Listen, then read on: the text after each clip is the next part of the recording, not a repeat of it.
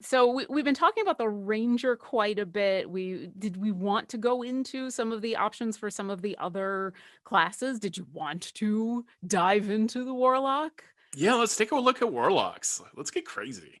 So again, we're going to get rid of ranger, and again, I like this. I like the new ranger as well because it kind of it makes a lot more sense for the horizon walker to mix it up a little bit more. I feel like I also like those options for that. So Yeah. warlock spells. I am going to say yes to additional warlock spells every time. Number one, if you're wondering what the major one I'm excited for, was always mislead. I love mislead. I love it being used in movies and in fiction. Loki uses it all the time. That and mirror image. And I'll be completely honest. When I first started playing, even on Beyond Heroes, the one thing that really drove me just up the wall is that I knew I would never get mislead. That set me on some fundamental level. The trickiest of tricky spells was not within my grasp, and now it is. And some part of myself has relaxed inside that I can now cast that. So very happy with the additional spells for the warlock. Now, if we could only cast them more often. Hey, you have to have some limitations. So This that's is yeah. fantastic. So you will see Pact boon option. I love the Pact of the Talisman. As Jeremy Crawford and I discussed, it is great for a warlock who is hopeful, curious. So if you want to be a benefit to your party, which I so happen to play a warlock who is very attached to his wife in game and in real life. I that's very much exactly what he would do. He would go with Pact of the Talisman. It gives certain bonuses to the person who's wearing it. It could be you, but it can be someone else. It allows you to even defend them with psychic damage, knock people back away from them. Eventually, you can even take an invocation that allows you to teleport to them. It's kind of like the warlock being a warlock in a way. And if you're a terrible warlock, you can barter with an artificer for magical items in exchange for a talisman. So, hey, I don't um, think that's terrible at all. I think that's good party cohesion. that's Hey, good, totally I'm good gonna party help. cohesion. I'm gonna help you, and you're gonna help me, and we're all gonna be stronger for it. There's nothing wrong with that. As long as both of you are getting something out of it. And Now, then this there's is this. interesting.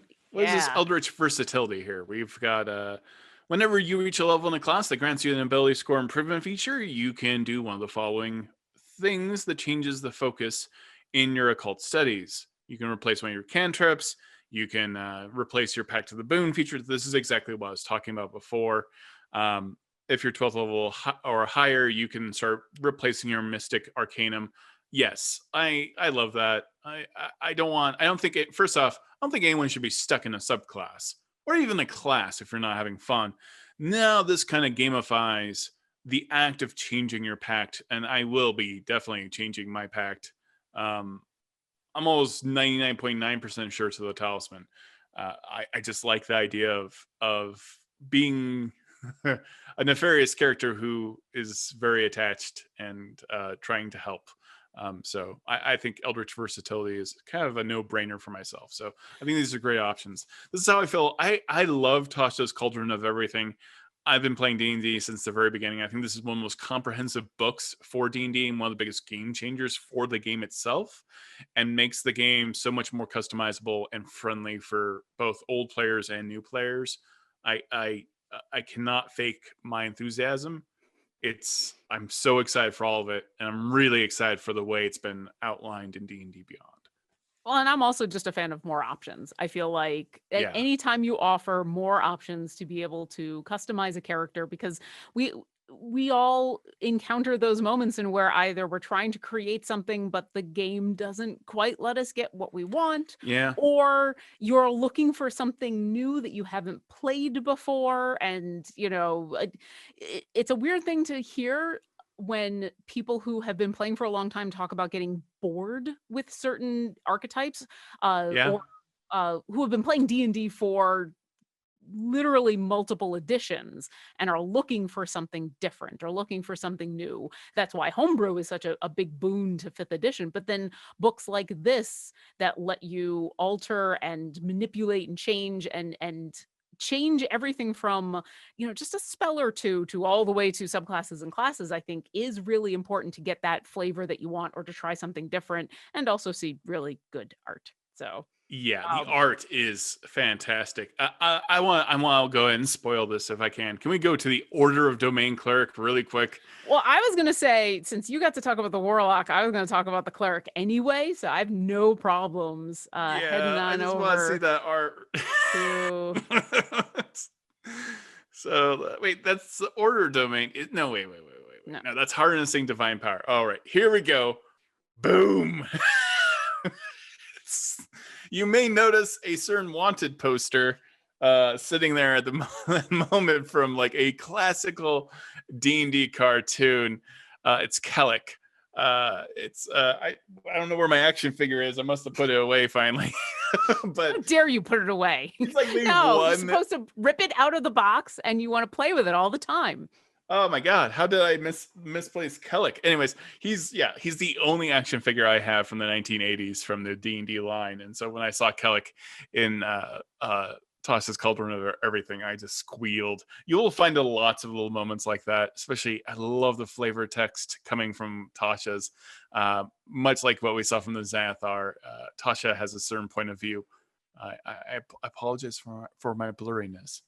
You got excited about an action figure, and so we'll let it slide. But since you have insisted that we look at this amazing art, let's go ahead and talk about clerics, because if you're going to be cliche, I'll be cliche. And so if you're going to talk about warlocks, I'm going to talk about clerics. Yay.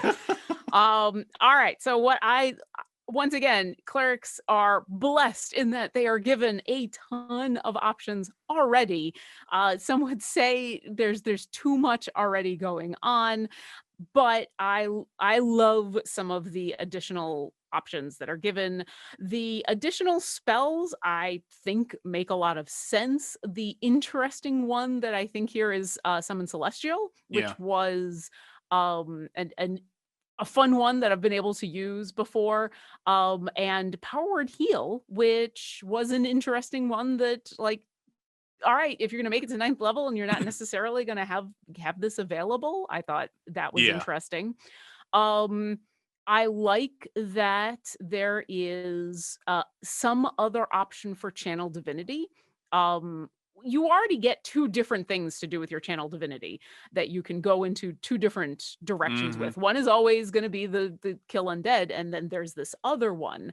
So that's dependent on your subclass. So the fact that this gives you kind of a third option in case, what I would like to think is it's probably the turn undead that a lot of people are looking to go after because of the way you're flavoring your cleric. Maybe that is not a thing that you want to go after all of the time. So I think this is super interesting. I think Arcana clerics are gonna love this, or knowledge clerics. Yeah. Being able to get some spell slots back, being able to access that, because that is one of the hardest parts about being a cleric, is that you have to take a long rest to get stuff back.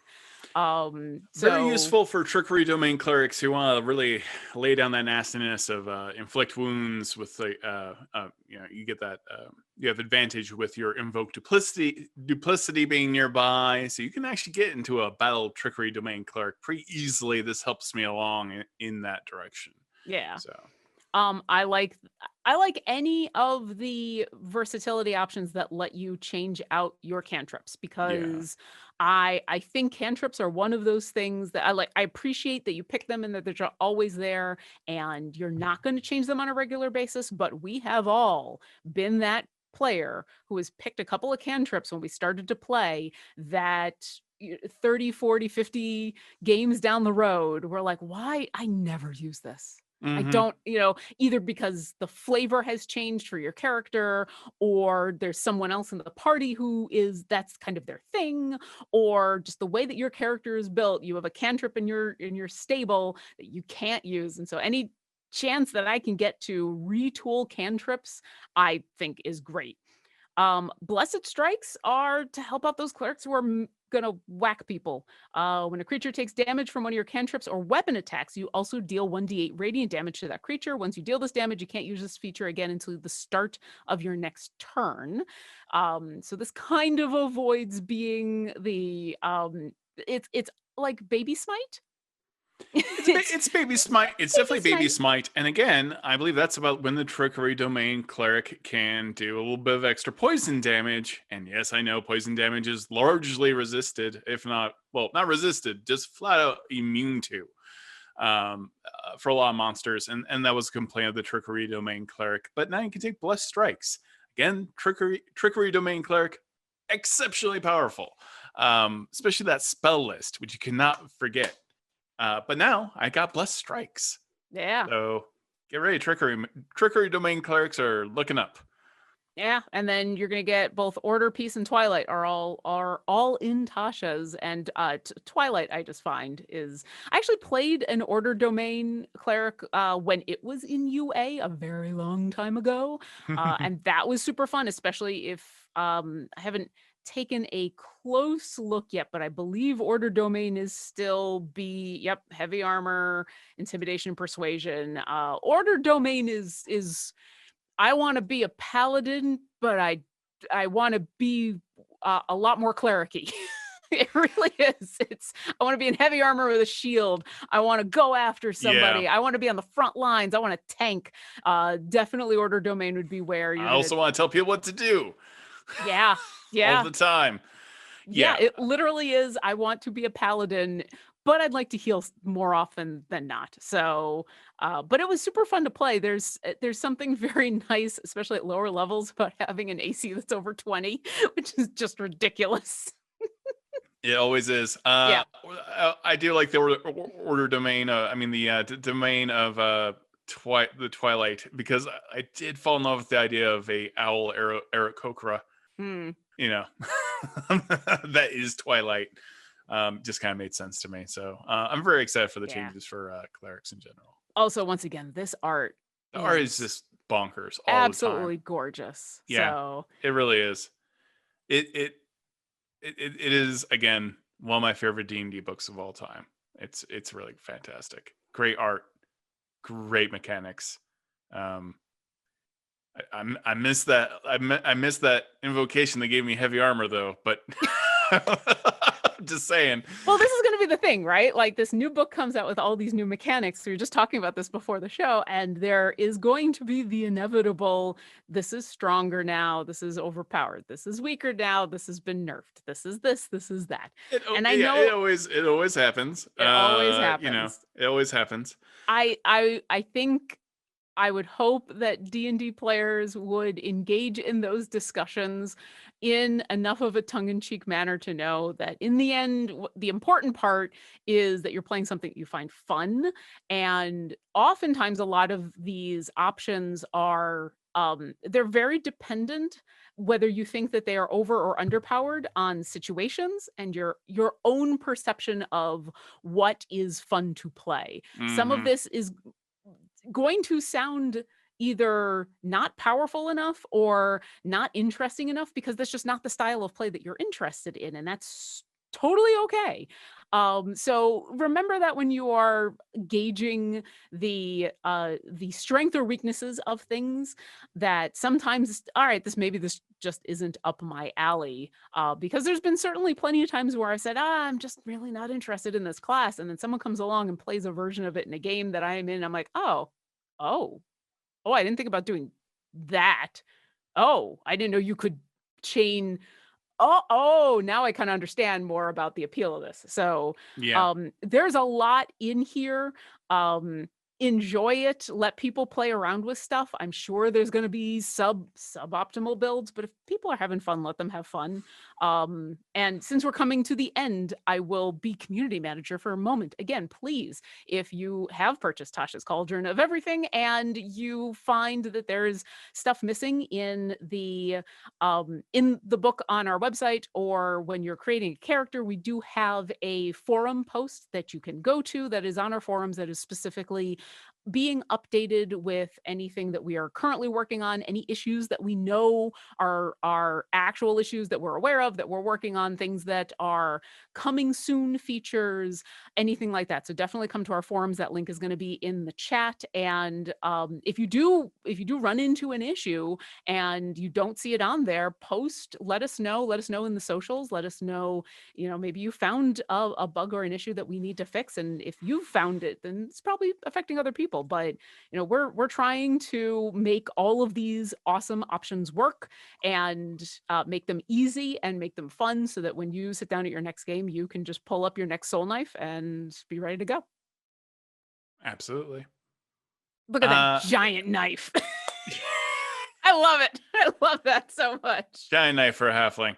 Giant knife. It's the origins I'm the most excited for. I really do like all those options for the ranger as well. I think those are some key takeaways. But like everyone but the rogue, which I gotta say, rogues, you're kind of already perfect. So don't go changing. Well, and I'll say real fast, as someone who is playing a Soulknife and has seen the Soulknife changes, I agree with them. There. I'm glad. I'll let Jeremy know. Thank you, Jeremy. Thank you, Jeremy Crawford. Yes. And of course, Dan Dillon and Ben Petrosor and everybody else and all over the there other... on the design team. Exactly. They're all lovely, wonderful people. Largely unchanged, actually. Listen, if we're going to talk about this for a second, it's specifically the psychic whispers. The way that you established telepathic communication with everybody in your team makes so much more sense now. It is a lot easier, and it actually has a because before you're just rolling the die to see how many people that you could connect with, and now it's to see how long you can maintain that connection, which makes a lot more sense to me. And yes, I 100% agree with these changes. I think that it streamlines it a lot more, and it makes that psionic energy die a lot more useful. There. Excellent. That's my tiny little reason for why I think the whole Soulknife is a lot better, and I miss playing Callie. I'm so sorry. Well, we're playing Silver and Still tonight, so that's a good thing. So be sure to check that out at 6 p.m.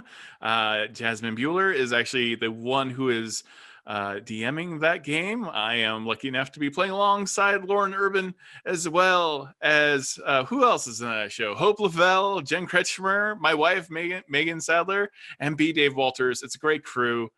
It's full of chaos. Who knows if we will fight the monster tonight or not. You should stay tuned to find out. But be sure to, again, if you have any questions about Tashas, go to that forum posting that Lauren Urban has been telling you about. It will keep you updated on anything that is, being updated, quite frankly, on the book. I'm so happy they got this much done, frankly, with so many changes there. And also, I am very excited to start messing around with all my characters. I've already started making rune knights. I don't know why multiple rune knights have been made. I can't really explain myself. But yeah, so I'm very excited for all these options and all the hard work that everyone, not only Wizards of the Coast, have done to make this book, but as well as every dev on D&D Beyond to make this all come together. It's very, very, very exciting. So on top of that, if you like this book and you already have it, you can gift it. The holidays are coming up, so be sure to check out that. I'm sure someone this is probably the book to gift, I would say. And we just announced that we've extended the pre-order bonuses. So if you can purchase this book and still get the Cauldron dice and the all the fun character sheet customizable options. So if you are looking to gift this to someone or to get this for yourself, you can still get those bonuses if you buy it today. All right. Thank you, everyone, for watching. Stay tuned for Silver and Steel, and we'll talk to you soon. Bye. Tasha's Cauldron of Everything is available now on D&D Beyond. Purchase before January 5th to unlock the Cauldron dice set, as well as character sheet backdrops, themes and frames.